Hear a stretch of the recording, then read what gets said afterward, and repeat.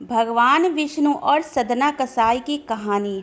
दोस्तों, आज मैं आपको बिल्कुल सच्ची घटना बताने जा रही हूँ। एक कसाई था सदना। वह बहुत ईमानदार था। भगवान के नाम कीर्तन में मस्त रहता था। यहाँ तक कि मांस को काटते बेचते हुए भी वह भगवान नाम गुनगुनाता था। एक दिन वह अपनी ही धुन में कहीं जा रहा था। उसके पैर से कोई पत्थर टकराया। वह रुक गया। उसने देखा एक काले रंग के गोल पत्थर से उसका पैर टकरा गया है।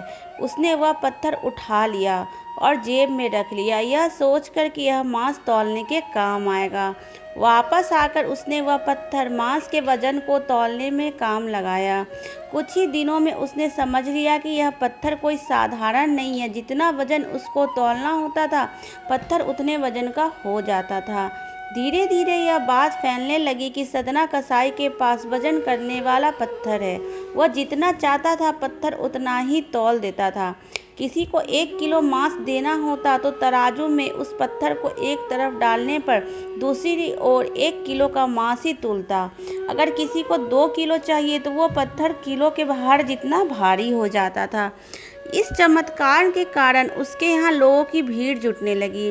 भीड़ जुटने के साथ ही सदना की दुकान की बिक्री भी बढ़ गई। बात एक शुद्ध ब्राह्मण तक पहुंची। हालांकि वह ऐसी अशुद्ध जगह पर नहीं जाना चाहता था जहां मांस कटता या बिकता हो, किंतु चमत्कारिक पत्थर को देखने की उत्सुकता उसे सदना की दुकान तक खींच लाई। दूर से खड़ा हुआ सदना कसाई को मीट तौलते देखने लगा। उसने देखा कि कैसे वह पत्थर हर प्रकार के वजन को बराबर तौल रहा था। ध्यान से देखने पर उसके शरीर के रोए खड़े हो गए। भीड़ के छटने के बाद ब्राह्मण सदना कसाई के पास गया। ब्राह्मण को अपनी दुकान में आया देखकर सदना कसाई प्रसन्न भी हुआ और आश्चर्यचकित भी हुआ। बड़ी नम्रता से सदना ने ब्राह्मण को बैठने के लिए स्थान दिया और पूछा कि वह उनकी क्या सेवा कर सकता है।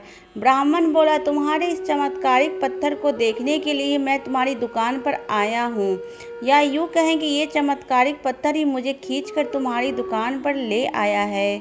बातों ही बातों में उन्होंने सदना कसाई को बताया कि जिसे पत्थर समझकर वो मांस तौल रहा है, वास्तव में वो शालिग्राम जी हैं, जो कि भगवान का स्वरूप होता है।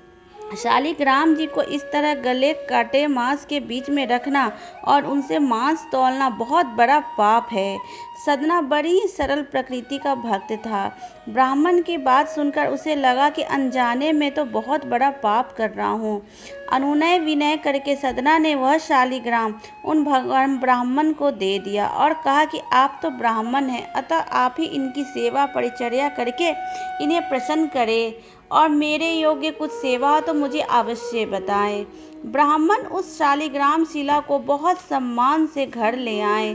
घर आकर उन्होंने श्री शालिग्राम को स्नान करवाया, पंचामृत से अभिषेक किया और पूजा अर्चना प्रारंभ कर दी।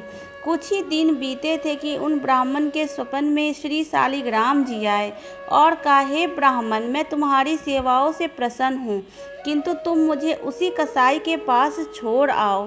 स्वप्न में ही ब्राह्मण ने कारण पूछा तो उत्तर मिला कि तुम मेरी पूजा अर्चना करते हो, मुझे अच्छा लगता है, परंतु जो भक्त मेरे नाम का गुणगान कीर्तन करते रहते हैं उनको मैं अपने आप को भी बेच देता हूँ। सदना तुम्हारी तरह मेरा अर्चन नहीं करता, परंतु वह हर समय मेरा नाम गुनगुनाते रहता है, जो कि मुझे अच्छा लगता है, इसलिए तो मैं उसके पास गया था। ब्राह्मण अगले दिन ही सदना कसाई के पास गया और उनको प्रणाम करके सारी बात बताई और श्री शालिग्राम जी को उन्हें सौंप दिया। ब्राह्मण की बात सुनकर सदना कसाई की आंखों में आंसू आ गए। मन ही मन उन्होंने मांस बेचने और खरीदने के कार्य को तिलांजलि देने की सोची और निश्चय किया कि यदि मेरे ठाकुर को कीर्तन पसंद है तो मैं अधिक से अधिक समय नाम कीर्तन में जप करूँगा। दोस्तों, ये बिल्कुल सच्ची घटना है।